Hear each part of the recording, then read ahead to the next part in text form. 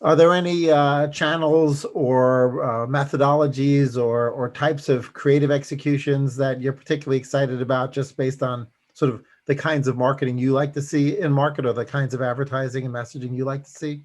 Yeah, for me personally, and I used to commute from Connecticut into New York, and out of home was obviously a bigger part of my personal life than it is now working from home.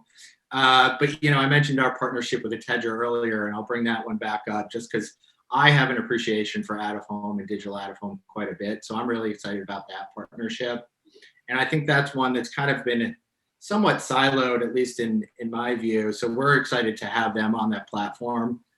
We think that brings our buyers a great opportunity to expand beyond obviously some of the traditional digital assets that they've been working with to date. Yeah, one of the fun things that as I started to think about outdoor going digital was the fact that you could never be creative in frequency capping on outdoor before, right? It Right. was basically you own this slot and you own it for X amount of time, Yeah. right? And so you had no idea which percentage of the people in that area would see it 50 times or five, right?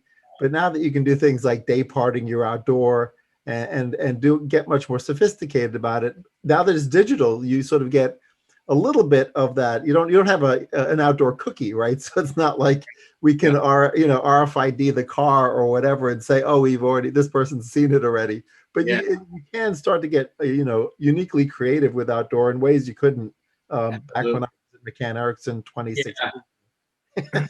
Yeah. I think now that it's no longer kind of a static experience, to your point, they can do things like sequential messaging and that make it much more effective and quite frankly much more entertaining for the consumer as well.